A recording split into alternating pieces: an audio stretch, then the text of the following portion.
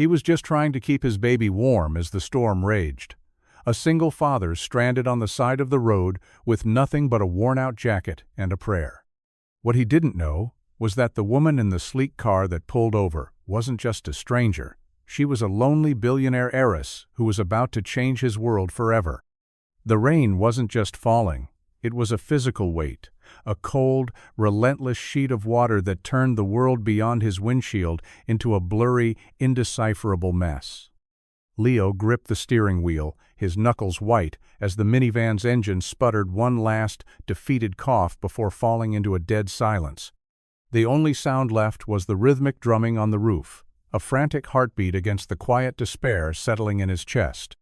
In the back, 9-month-old Mia stirred in her car seat, her soft whimper cutting through the noise of the storm with a sharpness that went straight to his heart. He twisted around, his own jacket already damp from a leak he kept meaning to fix.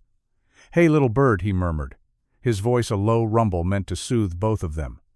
"It's okay. Just a little car trouble."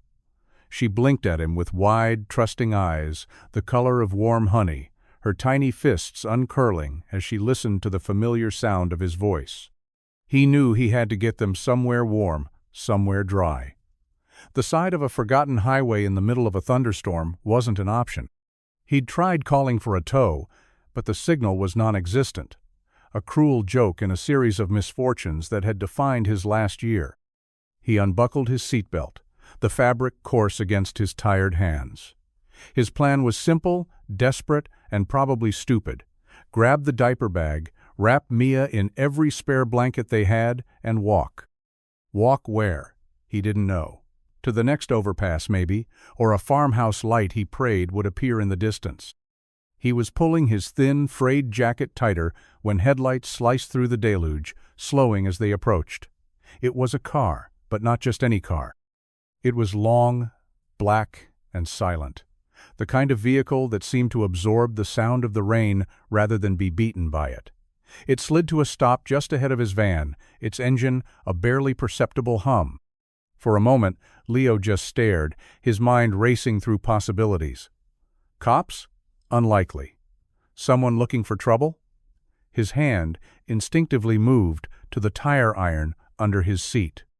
Then, the passenger side window glided down with an electric whisper, revealing a woman's silhouette against the dim interior light.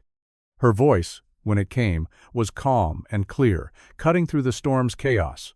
"Are you all right? Do you need help?" He stepped out into the rain, the cold shock of it hitting his skin as he shielded his eyes. He couldn't see her face clearly, just the elegant line of her jaw and a cascade of dark hair. "We're fine," he called back, his pride a stubborn, foolish reflex. "Just waiting for a break in the weather." The woman leaned forward slightly, and he caught a glimpse of her eyes, sharp and intelligent. "Your daughter doesn't look fine," she said, her gaze fixed on the minivan's rear window where Mia's small form was visible. "She's shivering. Please, let me give you a ride to the next town. My driver knows these roads." Leo hesitated, the rain plastering his hair to his forehead. He looked from her impossibly clean car to his own sputtering failure, from her composed offer to the vulnerable child in the back seat. His pride was a luxury he couldn't afford. Not when Mia's well-being was on the line. He swallowed hard, the word catching in his throat.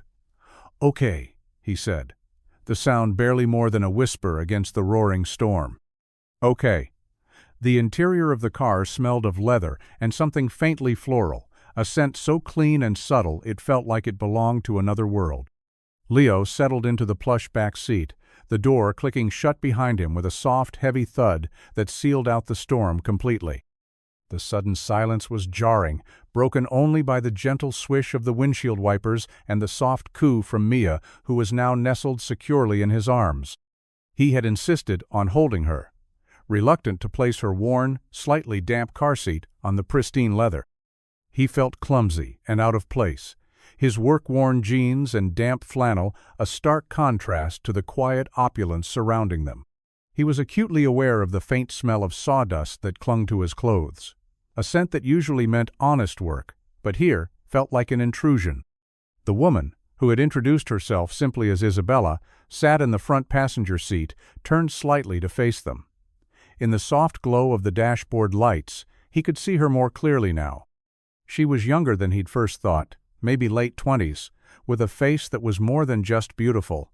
It was composed, almost unnervingly still, as if she had perfected the art of not showing what she was thinking. Her dark hair was pulled back into a simple, elegant knot, and she wore a tailored coat that probably cost more than his last 3 months' rent. Yet, her eyes, when they landed on Mia, held a flicker of something unguarded, something soft. "She's beautiful," Isabella said, her voice a low murmur. "What's her name?" "Mia," Leo replied, his own voice sounding rougher than usual in the refined quiet of the car. He adjusted the thin, hand-knitted blanket around his daughter, a gift from his late wife's mother. It was pilled and faded, but it was one of the few things they had left of her. "She's a good traveler, usually." The storm just spooked her. Mia, as if on cue, let out a small, fussy cry, her little body tense against his chest. Leo began to rock her gently, a familiar rhythmic motion. "Shh, little bird, it's okay."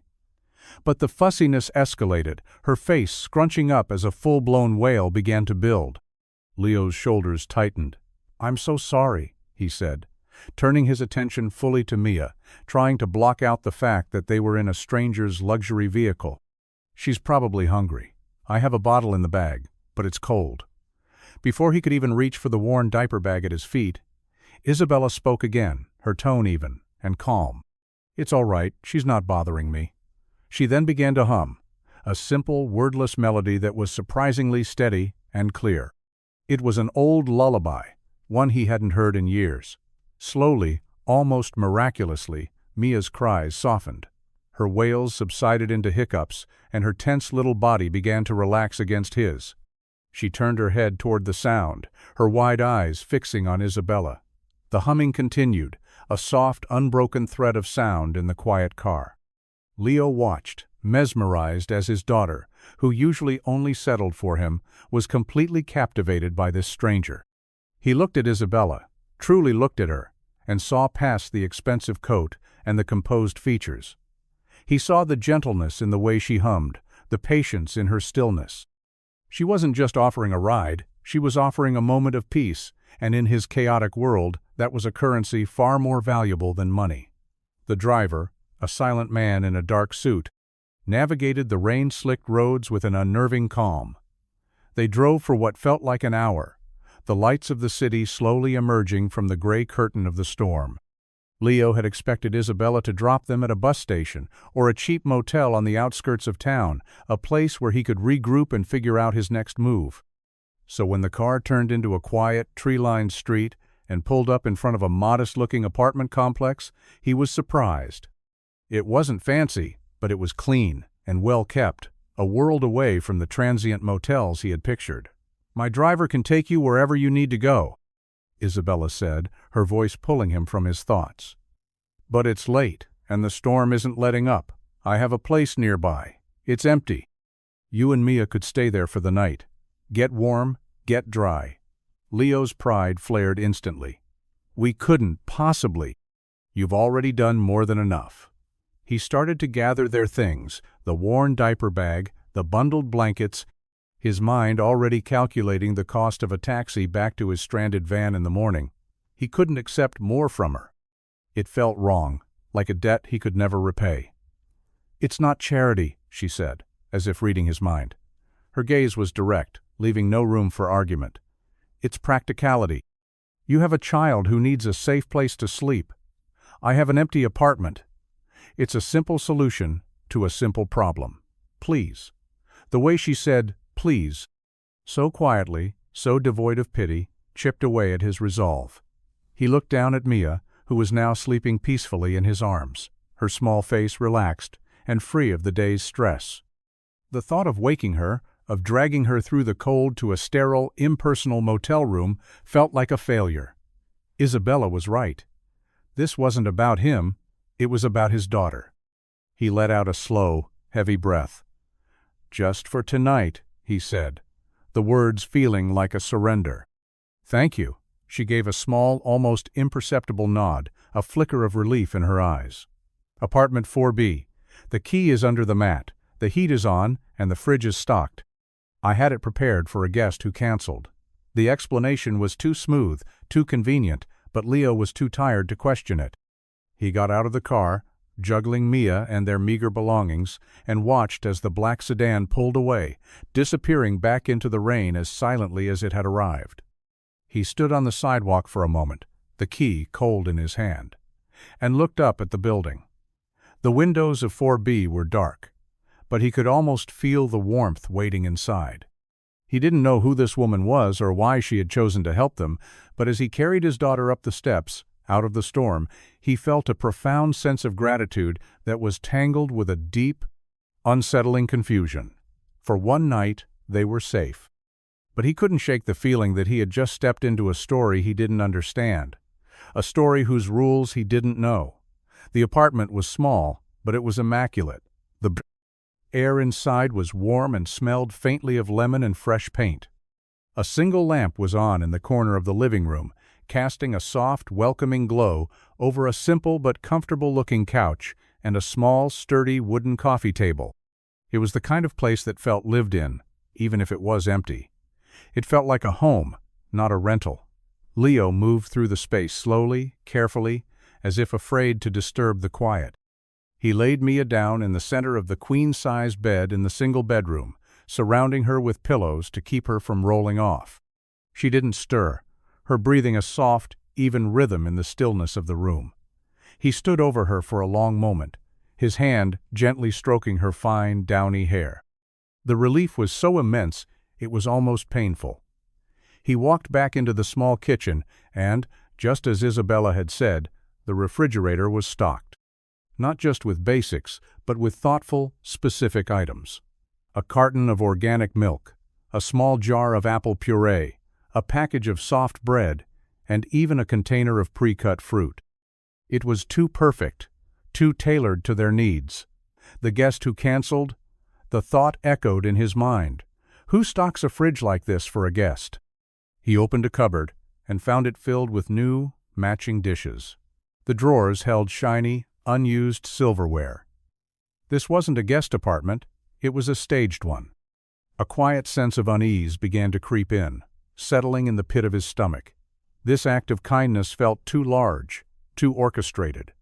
He was a carpenter, a man who worked with his hands, who understood the tangible world of wood and nails and measurements.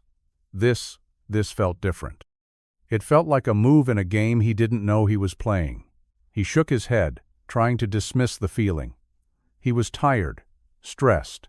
He was overthinking it. A kind woman had helped them. That was all.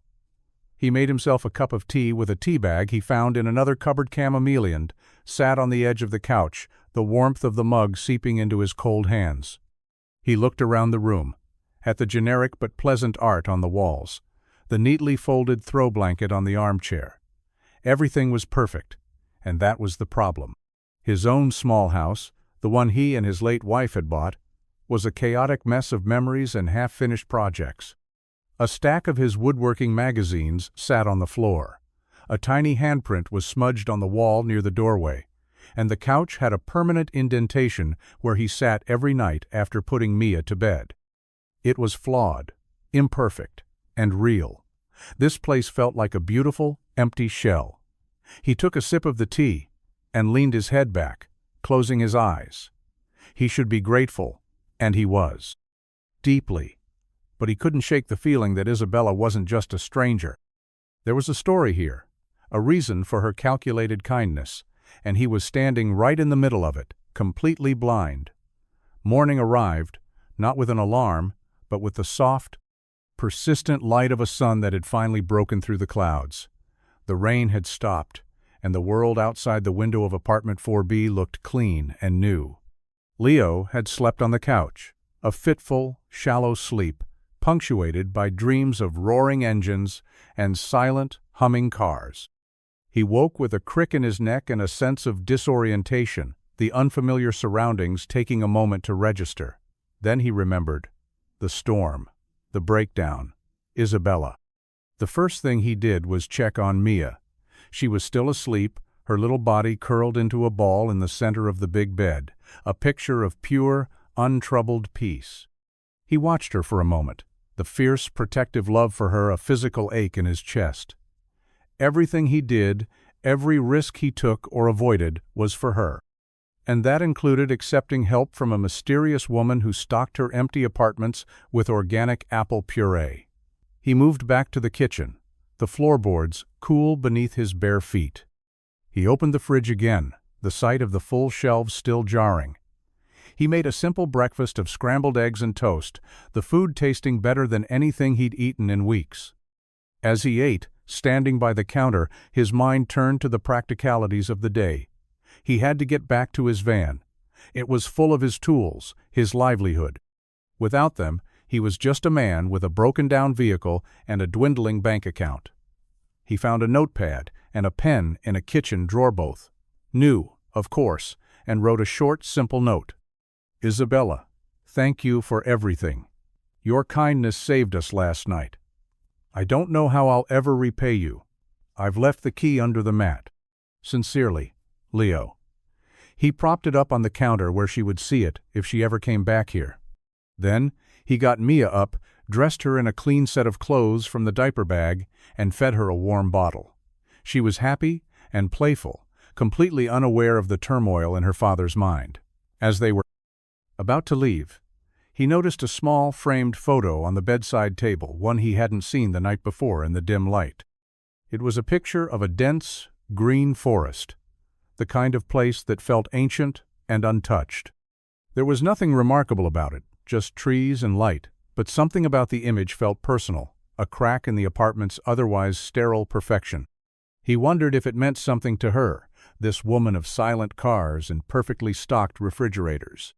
He pushed the thought aside, bundled Mia into his arms, and stepped out into the bright, cold morning, leaving the key and his thank you note behind, closing the door on a night that felt more like a dream than reality.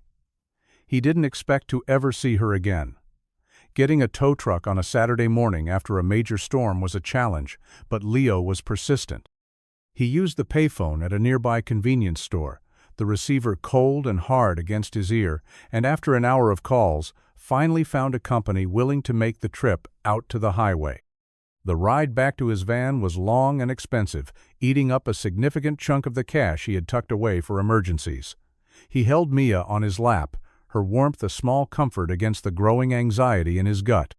The van was just as he'd left it, a lonely, disabled vessel on the shoulder of the road. The tow truck driver, a burly man with a kind face, had the van hooked up in less than 15 minutes. "Alternators shot," the driver said, wiping grease from his hands onto an already stained rag. "Gonna be a pricey fix." Leo just nodded, the words landing like stones. He knew. He'd been nursing the old alternator for months, hoping it would hold out just a little longer. It hadn't. By the time they got the van to a garage and Leo had paid the tow fee, his emergency fund was gone. The mechanic at the garage, a young kid with more confidence than experience, quoted him a price that made his stomach clench. It was more than he had. He told the kid he'd have to think about it, a polite way of saying he couldn't afford it. He carried Mia out of the garage and stood on the sidewalk, the noise of the city a harsh contrast to the quiet of the morning. They were stranded again, only this time in broad daylight, surrounded by people, which somehow felt even lonelier. He sat down on a bus bench, settling Mia on his knee. He bounced her gently, trying to project a calm he was nowhere near feeling. He had one client who owed him for a set of custom bookshelves he'd delivered last week. The payment was late, but if it came through, it would be enough to fix the van and get them back on their feet. He pulled out his phone, the screen cracked in one corner, and dialed the number. It went straight to voicemail. He left a message, trying to keep the desperation out of his voice, but he knew it was a long shot. He hung up and stared at the traffic rushing by. A river of people with places to go, lives to live. He felt invisible, a man and his child on a bench, a tiny, forgotten island in a sea of motion. Mia gurgled happily, patting his cheek with her small hand, completely oblivious. He managed a weak smile for her.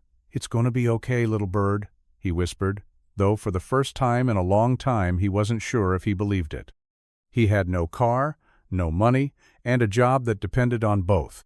He was out of options, and the weight of that reality was crushing. They spent the afternoon at a small public park, a patch of green tucked between brick buildings. Leo pushed Mia on the baby swings, her delighted squeals, a temporary balm for his frayed nerves. He watched her with a heavy heart, the joy on her face a stark contrast to the knot of fear in his own chest. For her, this was an adventure. For him, it was a holding pattern, a desperate attempt to keep the world from closing in. As the sun began to dip lower, painting the sky in hues of orange and purple, he knew he couldn't put it off any longer. They couldn't sleep on a park bench. He checked his bank account on his phone again, hoping for a miracle. Nothing. The client hadn't paid. He had enough cash for a cheap motel for one night, but that would leave them with almost nothing for food. Just as he was scrolling through a list of bleak-looking roadside inns, his phone buzzed with an unfamiliar number. He almost ignored it, assuming it was a spam call, but something made him answer. "Hello? Is this Leo?" The voice was female, professional, and vaguely familiar. "Yes, who is this?" "My name is Sarah. I'm calling from the office of Isabella Vance." Leo froze, his grip on the phone tightening. "Isabella, we were notified that your vehicle was towed to a garage on Elm Street," the woman continued, her tone efficient. "Ms. Vance has taken the liberty of arranging for the repairs to be completed. They should be finished within the hour. She has also arranged for a rental car to be delivered to you in the meantime, so you and your daughter aren't stranded. Can you confirm your current location?" Leo was speechless. He couldn't form a word.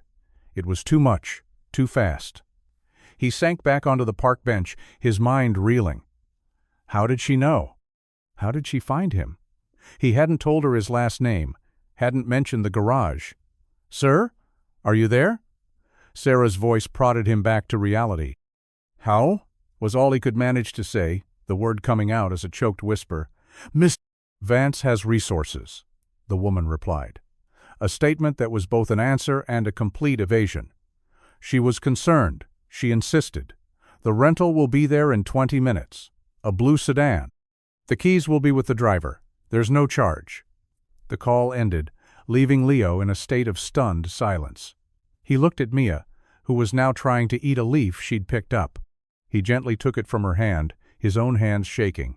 This wasn't just kindness anymore. This was something else entirely.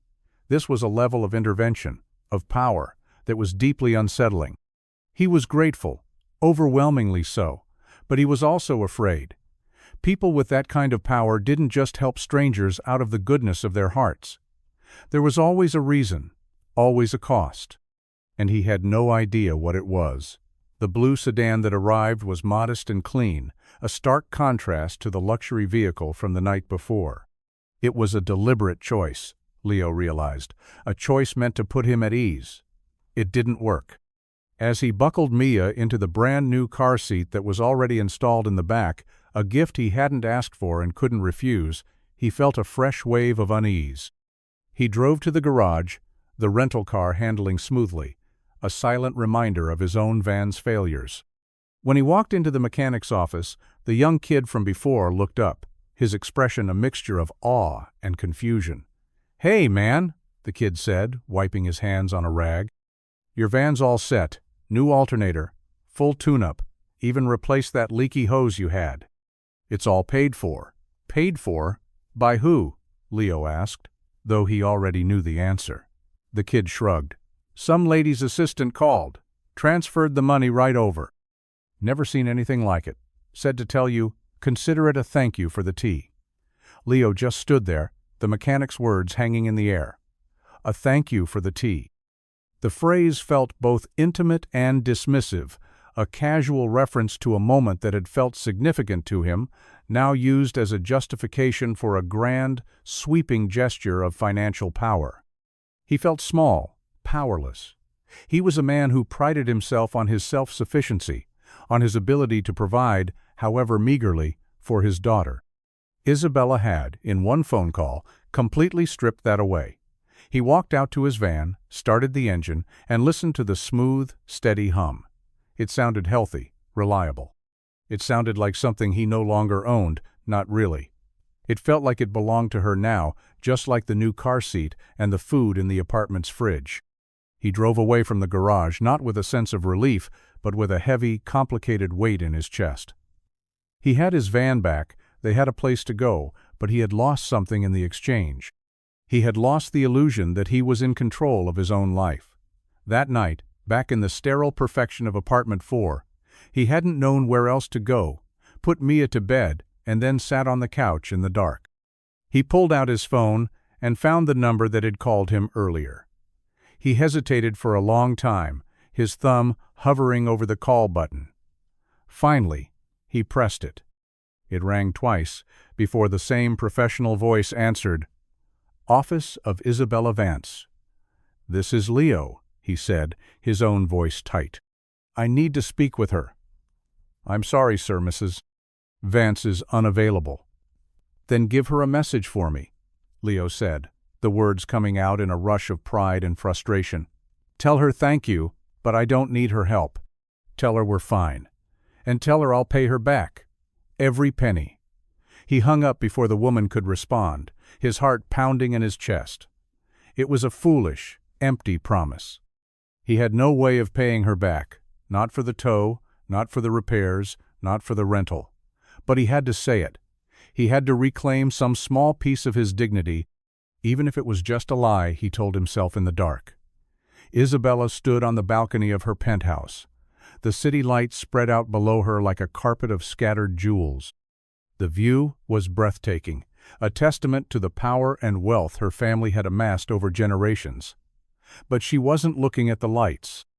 She was staring at her reflection in the floor-to-ceiling glass, a polished, composed woman, in a silk robe, holding a phone to her ear. On the other end, her assistant, Sarah, was relaying Leo's message. "And he said to tell you he'll pay you back. Every penny." Isabella closed her eyes, a faint, sad smile touching her lips. Of course he did. That was exactly what she had expected, and exactly what she had been afraid of. She had tried to be careful, to make her help seem anonymous, practical. She had the rental car be a simple sedan. She had the garage bill paid through a corporate account, hoping it would seem impersonal. But she had underestimated his pride, his fierce need for independence. She had seen it in the way he'd refused her help on the side of the road, in the way he'd insisted on holding his daughter in her car. He was a man who built things with his own 2 hands, and she had just bulldozed his world with a credit card. "Thank you, Sarah," she said, her voice quiet. "That will be all." She ended the call and set the phone down on the glass table beside her. The silence of the penthouse rushed in to fill the space. It was a beautiful apartment, designed by a world-renowned architect, filled with priceless art and minimalist furniture. It was also profoundly empty. She walked over to the massive, state-of-the-art kitchen, a space where a private chef usually prepared her meals. She opened the gleaming, stainless steel refrigerator and stared at the contents: bottled water, a bottle of champagne, and a small, forgotten container of olives. She thought of the little fridge in apartment 4B, stocked with milk and fruit and apple puree. She had called her staff and had them buy those things, thinking of the baby, thinking of what a father might need. It had been a calculated act, but the impulse behind it had been genuine. She had seen the exhaustion in Leo's eyes, the fierce love he had for his child, and it had stirred something in her, something she hadn't felt in a very long time. It was a feeling of connection, of wanting to ease someone's burden not because it would benefit her, but simply because it was a burden. She had been so used to transactions, to relationships based on what she could provide or what others wanted from her, that she had forgotten what simple, unadorned kindness felt like. She had tried to offer it to Leo, but she had done it with the only tools she knew, money and power, and in doing so, she had pushed him further away. She had wanted to help, but she had only made him feel more helpless. Leo didn't sleep that night. He paced the small living room of the apartment, the city lights a distant, indifferent backdrop. He felt trapped, not by the storm, but by a debt he couldn't repay. Every object in the apartment felt like a reminder of his own inadequacy. The soft towels in the bathroom, the sharp knives in the kitchen block, the very air he was breathing, it all belonged to her. He had to get out. The next morning, he packed their few belongings with a renewed sense of urgency. He left another note on the counter, this one shorter than the last. "Thank you again. I can't stay. We'll be fine." He didn't leave a forwarding address because he didn't have one.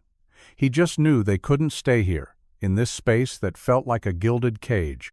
He drove away from the city, heading west, with no destination in mind. He just drove, putting miles between himself and the woman who had, with the best of intentions, made him feel like a charity case. The days that followed blurred into a montage of highways, gas stations, and cheap motels. He found small carpentry jobs where he could fixing a wobbly porch railing, building a simple set of shelves for a local shop. The work was honest, and it paid just enough to keep them going. He and Mia developed a routine. Mornings were for driving, afternoons for work, and evenings were for them. They ate simple meals cooked on a portable stove in motel parking lots, read stories in dimly lit rooms, and fell asleep to the sound of passing trucks. It was a hard life, a transient life, but it was theirs. He was in control again, and that was all that mattered. One afternoon, in a small town in a state he barely remembered the name of, he was working on sanding down an old rocking chair for a woman who ran an antique shop. Mia was playing nearby on a blanket, babbling to her stuffed animals. The shop owner, a kind, grandmotherly woman with sharp eyes, came out to check on his progress. "You're good with your hands," she said, running a finger over the smooth wood. "You have a gift." "It's just what I do," Leo replied, not looking up from his work. "No," the woman said softly. "It's more than that. You take something old and broken and you see what it could be. You give it a second chance. Not everyone can do that." Her words struck a dash in. End of can't. Chord deep inside him. He thought of his van, of his life, of the pieces he was constantly trying to hold together. He was a fixer. It was his identity. But what happened when you came across something you couldn't fix? He thought of Isabella, of her quiet generosity and her immense, intimidating power. He had run from her because he couldn't fix the imbalance between them. He had seen it as a problem, a debt, a flaw in their story. But, maybe, like the old rocking chair, it wasn't about fixing it. Maybe it was about seeing it for what it was, and finding the beauty in the imperfections. The thought was unsettling, and he pushed it away, focusing back on the grain of the wood, on the familiar, comforting rhythm of his work. Weeks turned into a month. The landscape outside the van's window changed from green hills to flat plains to the stark, beautiful desolation of the desert. Leo and Mia had settled into a rhythm that felt both liberating and profoundly lonely. He found work where he could, his hands always busy, his mind always churning. He was providing, he was surviving, but he wasn't truly living. The memory of Isabella lingered like a ghost, a quiet presence in the passenger seat beside him. He would catch himself wondering what she was doing, if she ever thought of them. He'd see a black car on the highway and his heart would give a small, stupid lurch. He was in a small desert town, a place where the heat shimmered off the asphalt and the buildings seemed to sag under the weight of the sun when Mia got sick. It started as a small cough, but it quickly deepened, settling in her chest. By evening, she was burning with fever, her small body listless and her breathing shallow. Panic, cold and sharp, seized Leo. He took her to the only clinic in town, a small, dusty building with a flickering fluorescent light and a doctor who looked as tired as the town itself. The doctor diagnosed it as a respiratory infection, a serious one for a baby so young. He said Mia needed medication, specific antibiotics, and possibly even hospitalization if the fever didn't break. Leo's blood ran cold when the doctor told him the cost of the prescription. It was more cash than he had on him. His last client had paid him with a check, and it wouldn't clear for days.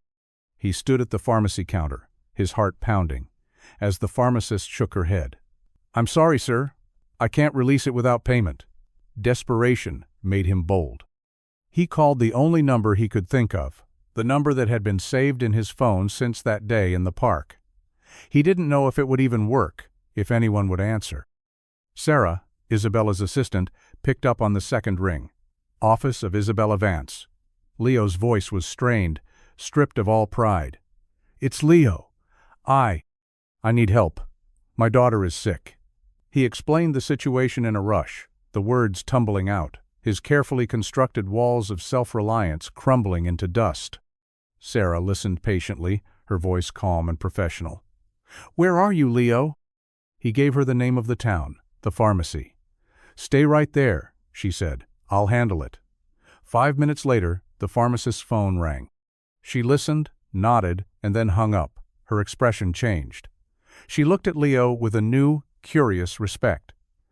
"It's all taken care of," she said, handing him the bag with the medication. "The prescription and your clinic bill, it's all been paid." Leo took the bag, his hands trembling. "By who?" The pharmacist just smiled.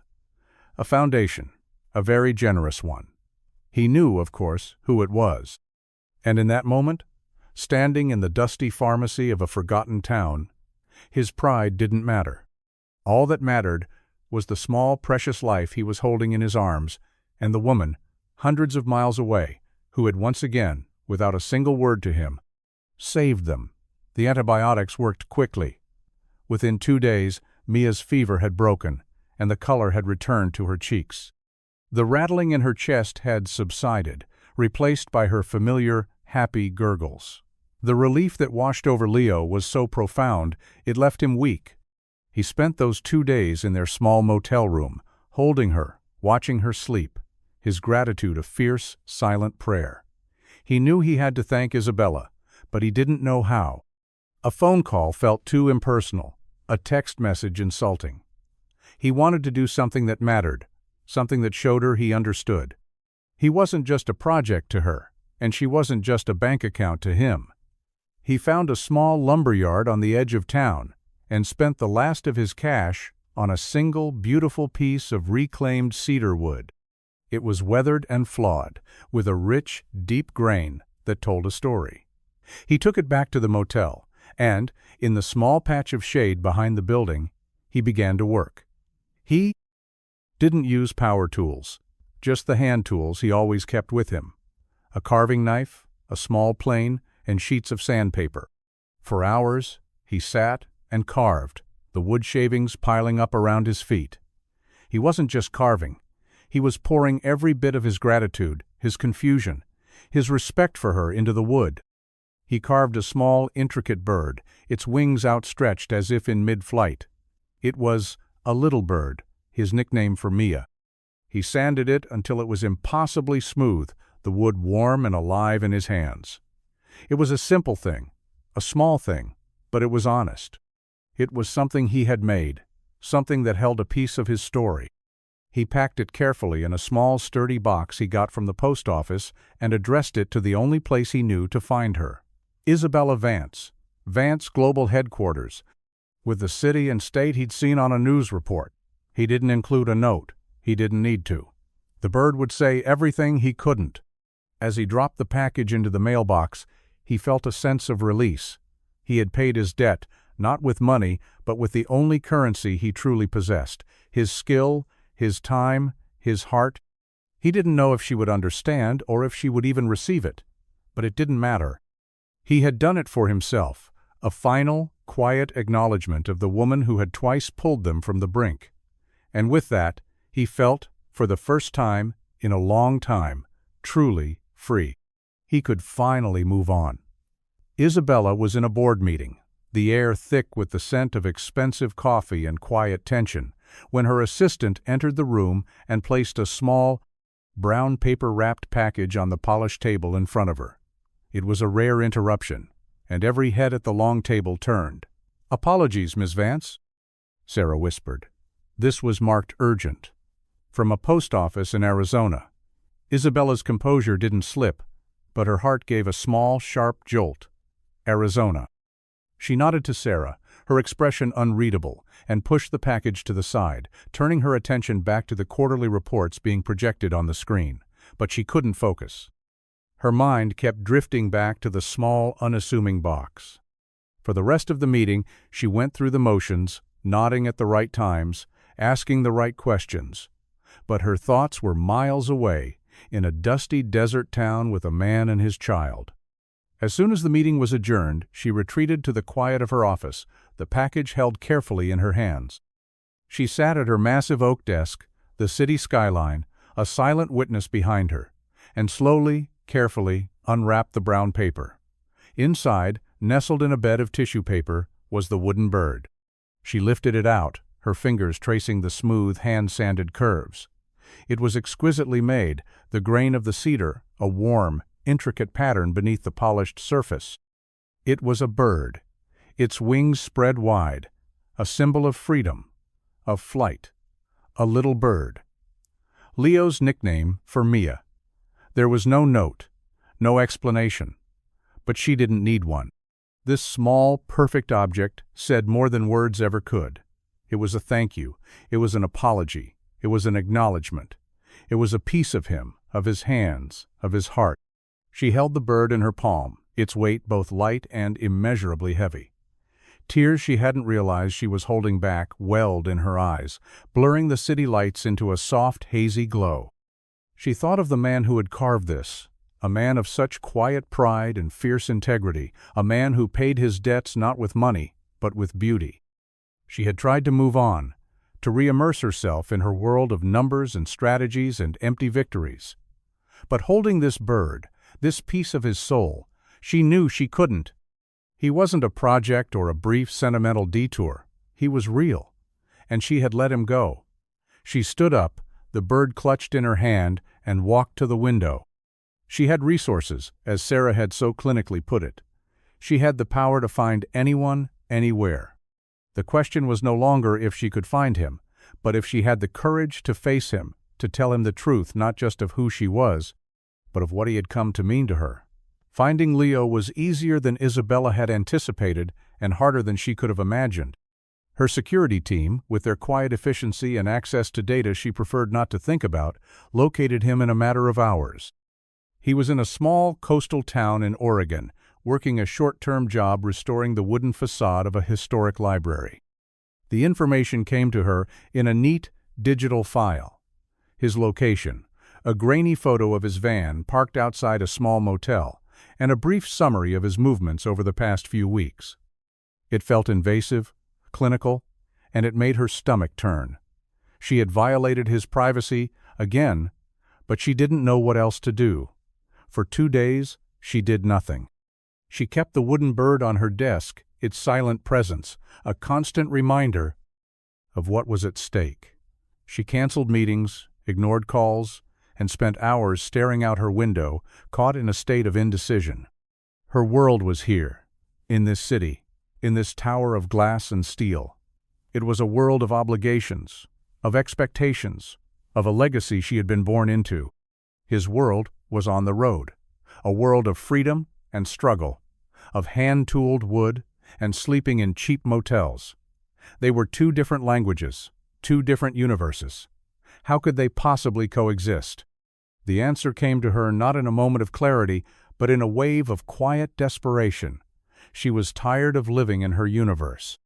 She was tired of the silence, of the curated perfection, of the profound, aching loneliness. She wanted to be in his world, even if it was just for a little while, even if it meant facing his rejection. She didn't call her pilot to ready the private jet. She didn't have her assistant book a suite at the nearest luxury hotel. She walked out of her office, told Sarah she was taking a personal leave, and went to the garage in the basement of her building. There, under a dust cover in a forgotten corner, was a vehicle she hadn't driven in years, a simple, sturdy camper van, the kind her grandfather had loved. It wasn't luxurious, it wasn't flashy, but it was practical, it was real. She had the mechanics give it a quick tune-up, stocked the small fridge with her own 2 hands, and before the sun set, she was on the road, heading north. She didn't know what she would say when she saw him. She didn't have a plan. All she had was a small wooden bird on the passenger seat beside her and a desperate, fragile hope that it wasn't too late. The Oregon coast was a dramatic, beautiful landscape of crashing waves, misty forests, and the constant, rhythmic sigh of the ocean. Leo felt a sense of peace here that he hadn't felt in months. The work at the library was steady and satisfying, the old wood coming back to life under his hands.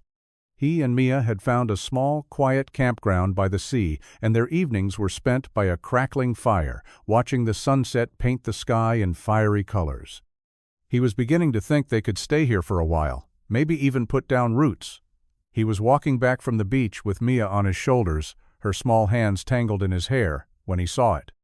A camper van, simple and unassuming, was parked in the spot next to theirs.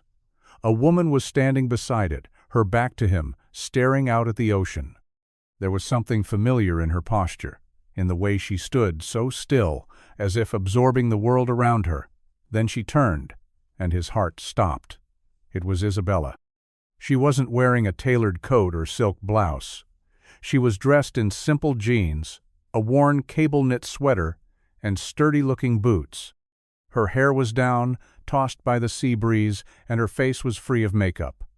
She looked younger, softer, more real than he had ever seen her. She didn't smile, not at first.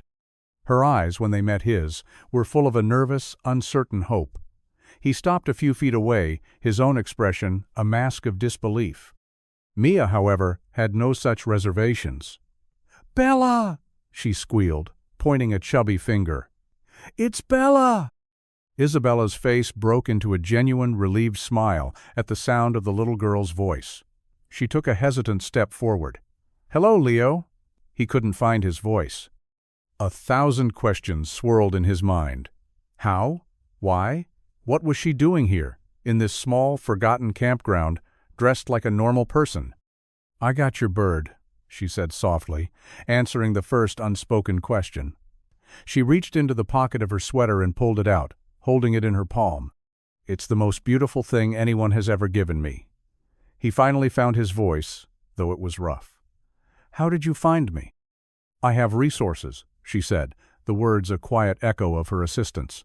Then she quickly added, "But I drove here myself, in that." She gestured to the camper van. "I wanted to come to you, in your world, on your terms." He looked from her to the simple van, to the genuine, unadorned emotion in her eyes. The walls he had so carefully built around his heart began to tremble. He had expected power, a grand gesture, a display of wealth. He had not expected this. He had not expected her to come to him as just a woman, vulnerable and hoping, with nothing to offer but herself.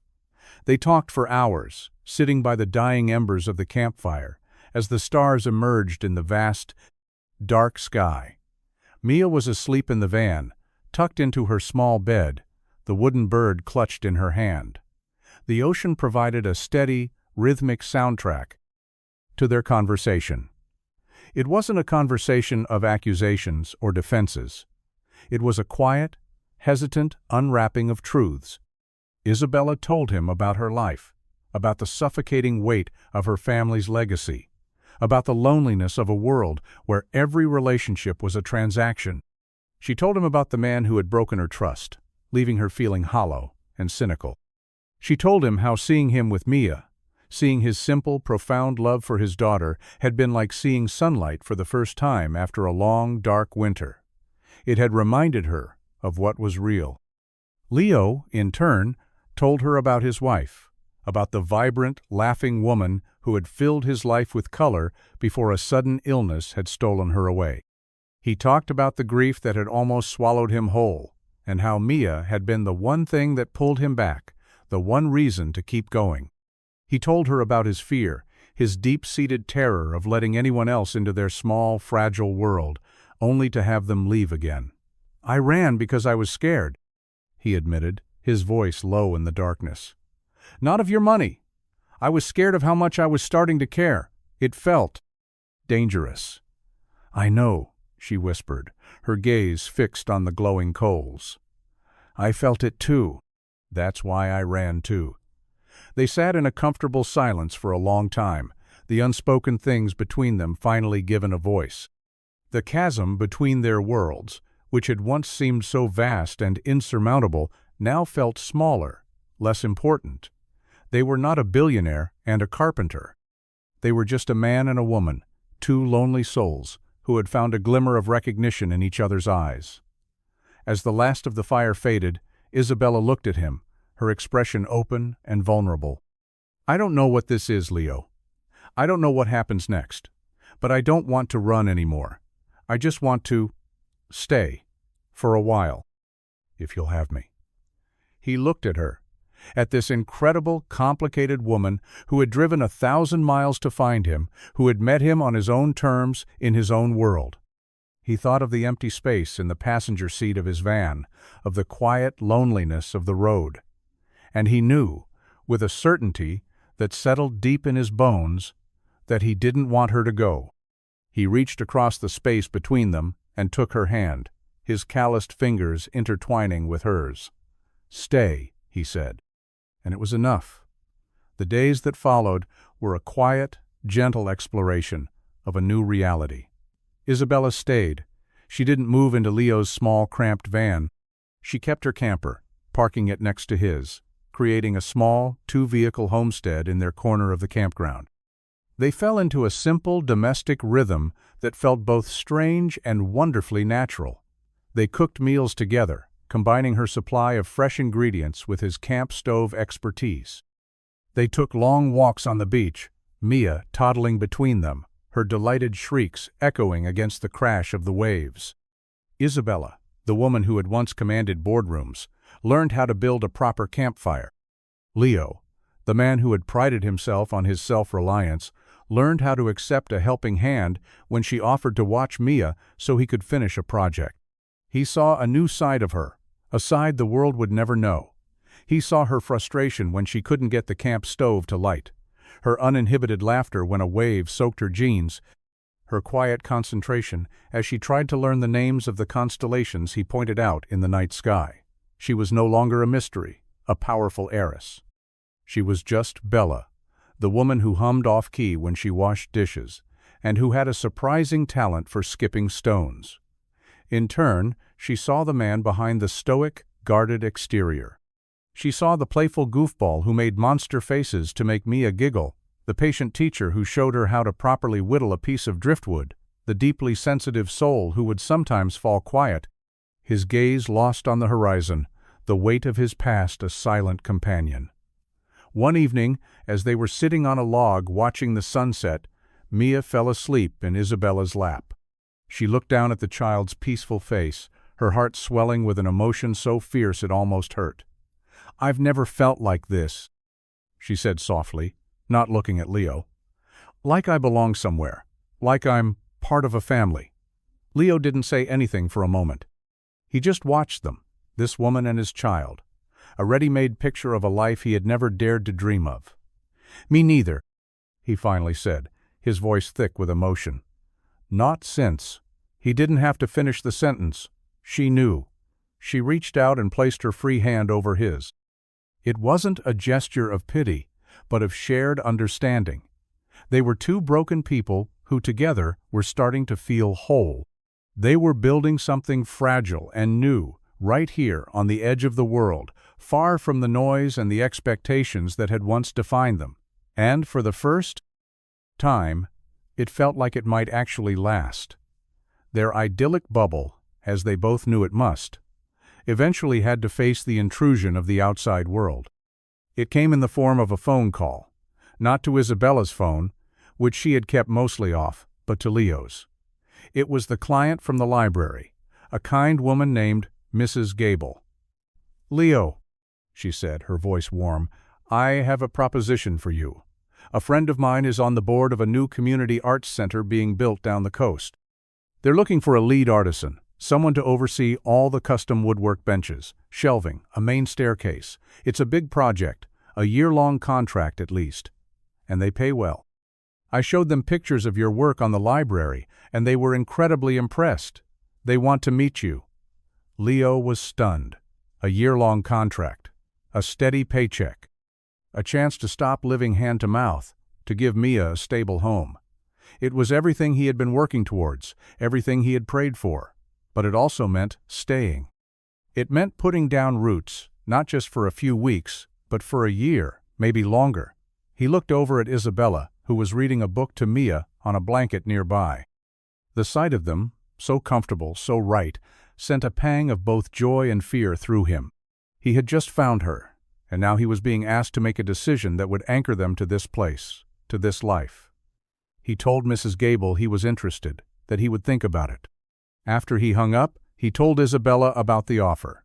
She listened quietly, her expression unreadable. "That's wonderful, Leo," she said, her voice even. "It's an amazing opportunity." "It would mean staying here," he said, watching her face for any flicker of hesitation, of feeling trapped. "In Oregon. For a long time." "I know," she said. She closed the book and looked at him, her gaze direct and clear. "What do you want to do?" "I don't know," he admitted, the truth of it raw. "This is what I've been working for, a real home for Mia. But what about you? This isn't your world. You have a life, a company, a whole other universe back in the city." She stood up and walked over to him, her hands finding his. "Leo," she said, her voice firm but gentle, "my world is wherever you and Mia are. I thought I needed to run away to find myself, but I was wrong. I just needed to find the people who felt like home. The rest is just noise. If you want to take this job, if you want to build a life here, then I will build it with you." He searched her eyes, looking for any hint of doubt, but found only a steady, unwavering certainty. She meant it. She wasn't just staying for a while, she wanted to stay for good. The fear that had been his constant companion for so long began to recede, replaced by a feeling he hadn't allowed himself to feel in years: hope. A real, solid, terrifying hope for the future. Leo took the job. The decision, once made, felt like a weight lifting. He signed the contract, and for the first time in over a year, he had the security of a steady income. The first thing he did was rent a small house, a 2-bedroom cottage with a big backyard and a view of the ocean from the kitchen window. It was modest, but it was a home. Isabella insisted on helping not with money, but with her time. She helped him paint the walls, assemble furniture, and plant a small garden in the backyard. They worked side by side, a team, their easy camaraderie a testament to the bond they had forged. One afternoon, as they were unpacking boxes in the living room, Isabella found a small, dusty box tucked away in a corner. It was filled with photos of Leo's late wife. She paused, holding a picture of a smiling, vibrant woman with Leo's arm around her. "She was beautiful," Isabella said softly. Leo came over and stood beside her, looking at the photo. "She was," he said, his voice quiet. "She would have liked you." The words hung in the air, a bridge between his past and his present. It wasn't a declaration of love, not yet, but it was something just as important, an acceptance, an invitation. He was letting her in, not just to his house, but to his history, to his heart. As they settled into their new life, Isabella began to find her own purpose. She started volunteering at the local library, her sharp mind and organizational skills a godsend to the understaffed institution. She started a small anonymous grant program for local artists, using her own funds to help them pursue their passions. She was no longer Isabella Vance, the CEO. She was Bella, the woman who ran the Saturday morning story hour, the woman who brought homemade soup to her sick neighbors, the woman who was slowly, quietly, becoming a part of the community she had stumbled into. She was finding a new kind of power, a power that came not from wealth or status, but from connection, from making a difference in the lives of the people around her. And every evening, she would come home to the little cottage by the sea, to the smell of sawdust and the sound of a baby's laughter, and she would know, with a certainty that filled every empty space inside her, that she was finally, truly home. The Art Center project was a monumental undertaking. The building was a beautiful, historic structure that had fallen into disrepair, and Leo poured his heart and soul into bringing it back to life. He spent his days covered in sawdust, his hands shaping the raw wood into elegant staircases, intricate moldings, and soaring archways. It was the most challenging and rewarding work of his career. Isabella was his silent partner in the project. She would bring him lunch, her presence a quiet, steady support. She would sit with him for hours as he sketched out designs, offering her keen eye for aesthetics and her surprisingly practical insights. They were a team, in this and in everything. One evening, after a particularly long day, Leo came home to find the house quiet. Isabella was sitting on the back porch, watching the sunset. Mia was asleep inside. He sat down beside her, his body aching with a satisfying weariness. "It's almost done," he said, referring to the art center. "The grand opening is next month." "I know," she said, leaning her head on his shoulder. "I've seen it. It's breathtaking, Leo." "You're an artist." He shrugged, uncomfortable with the praise. "I'm just a carpenter." "No," she said, lifting her head to look at him. "You're more than that. You see the potential in things. You see the beauty in what's broken. You did it with that building and—" She hesitated, her voice dropping to a whisper. "You did it with me." He turned to face her, his heart full. The sun was dipping below the horizon, bathing them in a warm golden light. He saw her not as a billionaire heiress, not as a woman he had rescued or who had rescued him. He saw her as his partner, his friend, his love. "Bella," he said, his voice rough with emotion. "I." He didn't need to say the words. She could see them in his eyes. She leaned in and kissed him, a slow, gentle kiss that was full of all the unspoken things that had passed between them. It was a kiss that tasted of sawdust and sea salt, of second chances and quiet, hard-won joy. It was a kiss that sealed their future, a future they had built together, one small, honest moment at a time. It was the kiss of two people who had found their way home, not to a place, but to each other. The night of the grand opening was a blur of celebration and pride. The Community Arts Center was officially open, and the entire town seemed to have turned out for the event. The building was aglow, music spilling out from its open doors, the scent of wine and celebration in the air. Leo stood near the back of the main hall, trying to be inconspicuous. But people kept coming up to him, shaking his hand, congratulating him on the stunning woodwork. He felt a quiet, deep satisfaction, but his eyes kept scanning the crowd, looking for one person. He found her by the large bay windows, talking to the mayor. She was wearing a simple, elegant dark blue dress, her hair swept up, and she looked, for a lack of a better word, radiant. She caught his eye from across the room and gave him a small, proud smile. Later, as the crowds began to thin, they found themselves alone, on the small balcony overlooking the town square. The night was clear, the stars bright. "You did this?" she said, her voice full of awe as she ran a hand along the smooth, polished railing he had built. "We did this," he corrected, taking her hand in his. "I never would have had the courage to stay, to build this life, without you." She turned to him, her eyes shining in the soft light. "And I never would have known what a real life felt like without you." He reached into his pocket and pulled out a small, velvet-covered box. He had made it himself, from the same reclaimed cedar as the bird. "I know it's not a diamond," he said, his voice unsteady as he opened it. "I know it's not what you're used to."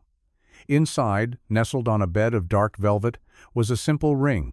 He had carved it from a single piece of driftwood they had found on the beach, its surface worn smooth by the ocean, its shape beautifully, naturally imperfect. "It's perfect," she whispered, tears welling in her eyes. He took the ring and slid it onto her finger. It fit as if it had been made for her. "Isabella Vance," he said, his voice full of a love so deep it was almost overwhelming. "Will you build the rest of your life with me?" She didn't have to answer. Her kiss, full of joy and promise and the salty taste of happy tears, was all the answer he needed. They were no longer two strangers on the side of a road, two lonely souls from different worlds.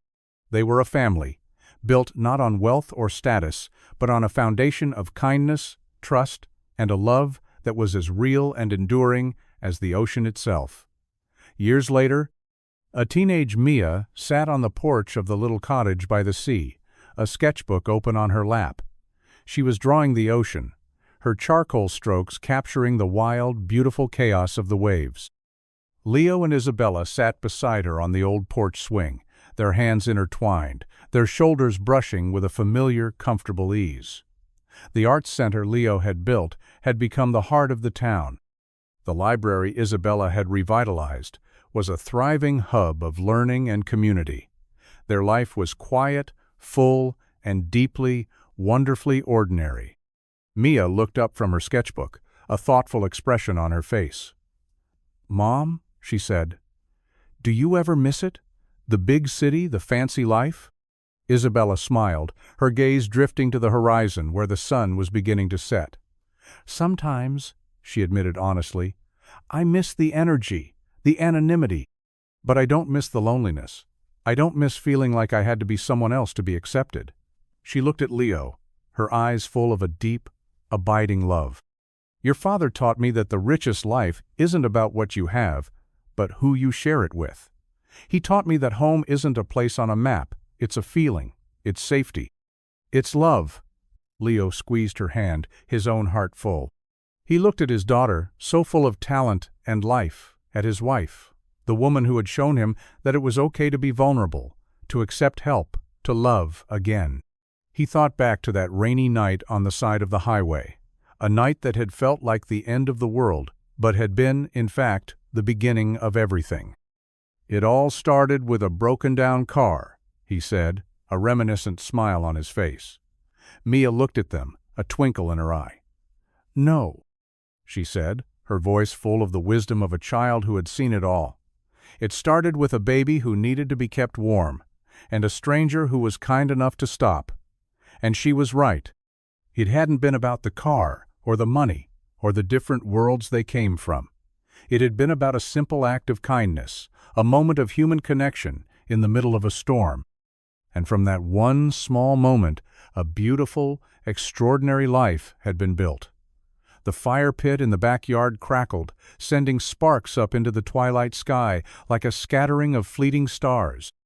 The scent of burning cedar and the salty tang of the ocean mixed in the cool evening air. Leo sat in a worn Adirondack chair he'd built years ago, its wood now silvered by the sun and sea spray. Beside him, Isabella leaned her head against his shoulder, a comfortable, familiar weight. A little distance away, Mia, now a young woman on the cusp of leaving for art school, was trying to teach her own small son how to toast a marshmallow without setting it on fire.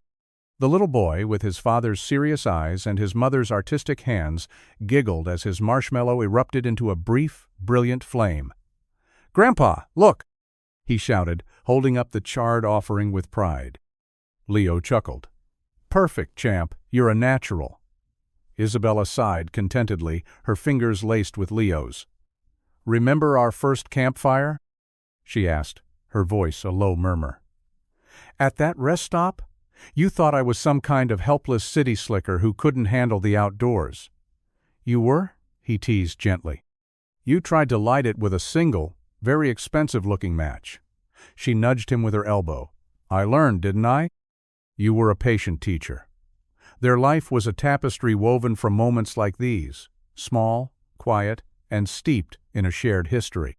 The corporation she had once run was now managed by a board she had handpicked, people who shared her new vision of ethical, community-focused business.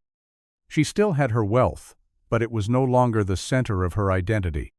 It was a tool, a resource she used to fund projects she believed in, arts programs, environmental initiatives, scholarships for kids like the one her daughter had once been. Her greatest investment, however, was right here, in this backyard, in this family. "It's funny," she mused, watching her grandson finally succeed in toasting a marshmallow to a perfect golden brown. "I spent so many years trying to build an empire to create a legacy that would be remembered. I thought it was about buildings and stock prices and headlines." "And now?" Leo asked, though he already knew the answer. She turned her head, her eyes meeting his in the soft glow of the fire. "Now I know that a legacy isn't what you build. It's what you leave behind in people's hearts. It's a perfectly toasted marshmallow. It's the sound of your grandson's laughter. It's a hand to hold in the dark." He lifted her hand to his lips and kissed her knuckles, a gesture as familiar and comforting as breathing. The empire she had left behind was a footnote in her story. The kingdom she had found was right here, built on the solid ground of a love that had started, so improbably, with a simple act of kindness in the middle of a storm.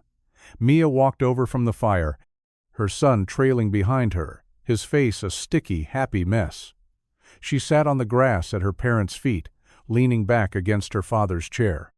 "He wants to hear the story again," she said, a fond, exasperated smile on her face. "The one about how you met." Leo looked at Isabella, a silent question in his eyes. She nodded, her smile mirroring her daughter's. It was their family's founding myth, a story they never tired of telling.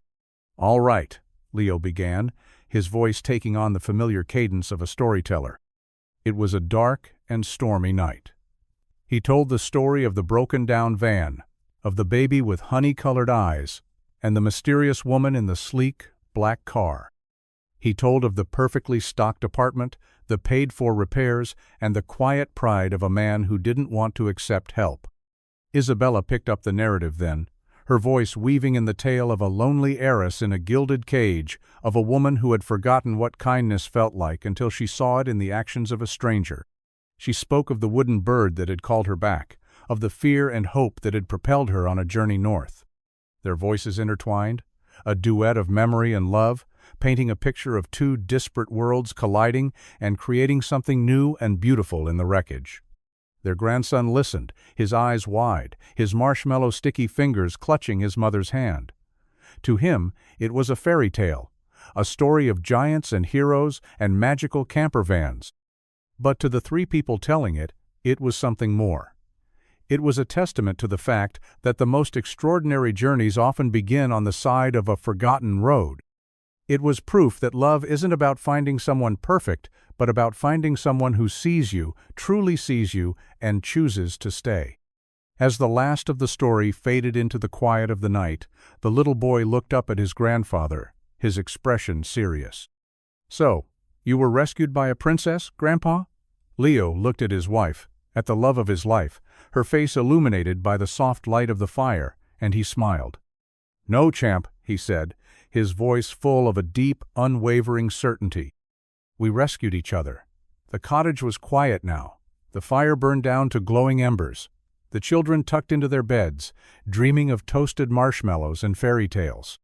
Leo and Isabella stood on the back porch, the cool night air, a soft blanket around them. The moon was high, casting a silver path across the dark, sleeping ocean.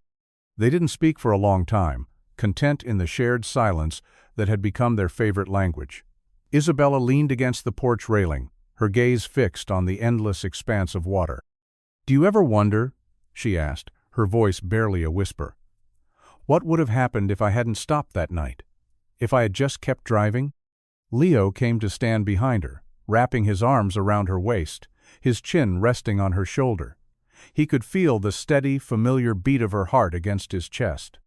"I try not to," he said honestly. "I think about the life we have, the family we've built. I think about Mia and our grandson. I think about this house, this view, this feeling." He paused, tightening his embrace. "I think we would have been okay. We would have survived. But we wouldn't have lived. Not like this."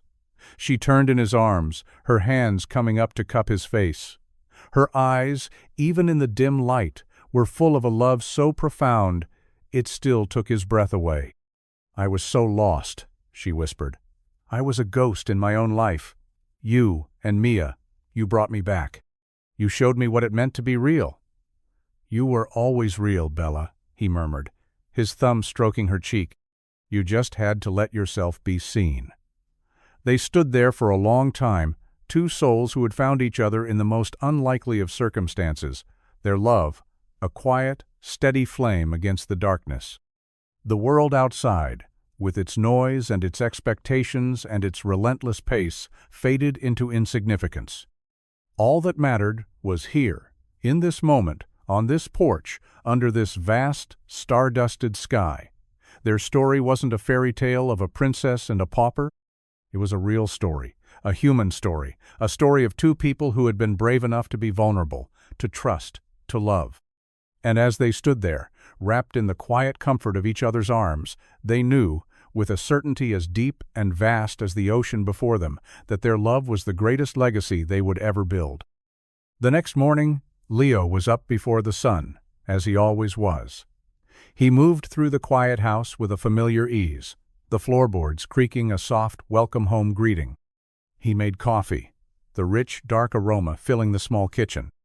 He stepped out onto the back porch, a warm mug in his hands, and watched as the sky began to lighten, the inky blackness giving way to soft shades of lavender and rose. This was his favorite time of day, the quiet moments before the world woke up, a time for reflection, for gratitude. He thought of the man he had been all those years ago, a man adrift in grief. His world shrunk to the size of his daughter's needs, his heart barricaded against the possibility of future pain. He had been so focused on surviving, he had forgotten how to live. Then Isabella had crashed into his life, a force of nature, in a sleek black car, and had, with her quiet, persistent kindness, dismantled his defenses, brick by brick. She hadn't fixed him, he hadn't fixed her. They had simply made space for each other's broken pieces, and in doing so, had created something more beautiful, more resilient than either of them had been alone. He heard the soft patter of footsteps behind him, and turned to see Isabella, wrapped in his old frayed flannel robe, her hair a messy halo around her face. She smiled, a sleepy, contented smile that was just for him. "You're up early," she said, her voice husky with sleep. "Always," he replied, handing her the second mug of coffee he had brought out for her. She took it, their fingers brushing, a small, electric spark that never seemed to fade. They stood side by side, watching the sunrise, not needing to speak. The life they had built was not one of grand gestures or dramatic pronouncements. It was a life built on a foundation of quiet moments like this. Shared coffees on a porch, comfortable silences, the easy, unspoken understanding that they were exactly where they were supposed to be. It was a love story written not in headlines, but in the everyday, in the simple, profound beauty of a shared life. And as the sun finally broke over the horizon, flooding the world with a brilliant, golden light, Leo knew, with a heart full of a peace he had once thought impossible, that he was the richest man in the world. He had no empire, no fortune, no legacy of power. He had something far more valuable. He had a home. Many years later, on a crisp autumn afternoon, an elderly Leo sat in the workshop he had built behind the cottage, the scent of cedar and oil, a familiar comfort. His hands, now gnarled with age and arthritis, moved slowly but surely over a small, intricate piece of wood. He was carving another bird, this one for his great-granddaughter. The door to the workshop creaked open, and Isabella entered, her own steps slower now, her hair a beautiful silver, but her eyes as bright and intelligent as ever. She carried a tray with 2 cups of tea and a plate of cookies. "Still at it?" she asked, her voice full of a lifetime of love and gentle teasing. "Some things never change," he said, not looking up from his work. "A man's got to keep his hands busy." She set the tray down and came to stand behind him, her hands resting on his shoulders. She watched as he made a final, delicate cut, the bird's wing curving into a perfect, graceful arch. "It's beautiful," she whispered. He set down his tools and picked up the bird, turning it over in his hands. He thought of the first bird he had carved, the one that had been a desperate, hopeful message sent out into the world. He had been a different man then, a man running from a future he was too afraid to imagine. Now, that future was his reality, a reality more rich and full than he could have ever conceived. "It's for the little one," he said, his voice thick with emotion. "A reminder of where we came from." She leaned down and kissed the top of his head. "And a reminder of where we're going. Together. Always." They sat together in the quiet workshop, the afternoon sun slanting through the dusty windows, drinking their tea and sharing cookies. The world outside had changed in 1,000 ways. Cities had grown, technology had advanced. Empires had risen and fallen. But here, in this small pocket of the world, some things remained constant. The sound of the ocean, the scent of wood, the quiet, enduring power of a love that had been forged in a storm and had weathered a lifetime. Theirs was not a story that would ever be written in history books, but it was etched into the grain of every piece of wood he had ever carved, into the hearts of the children and grandchildren they had raised, into the very soul of the home they had built. Together. It was a legacy of kindness, a testament to the fact that the greatest treasures in life are not the ones you own, but the ones you share. The bird was finished. Leo held it up to the light, the cedar wood glowing with a warm inner fire. It was, he thought, the best one he had ever made. His hands were not as steady as they once were, but his heart knew the way. He had poured a lifetime of love, of gratitude, of memories into this one small object. Isabella watched him, her hand resting on his, her touch a familiar, comforting anchor. "She will love it," she said, "just as I loved mine." He turned to her, his eyes full of a love that had only deepened with the passing of the years. "I love you, Bella," he said, the words as true and as natural as his own breath. "I know," she replied, her own voice full of a quiet, unshakable certainty. "And I love you." Later that evening, as they sat on the porch swing, watching the moon rise over the ocean, their great-granddaughter curled between them, fast asleep, the newly carved bird clutched in her small hand, Leo felt a sense of peace so profound it was almost overwhelming. He had lived a good life, a full life, a life beyond his wildest dreams. He had known hardship and grief, but he had also known a love so vast and so true it had healed every broken piece of him. He thought back to that night, so long ago, on the side of a dark and stormy highway.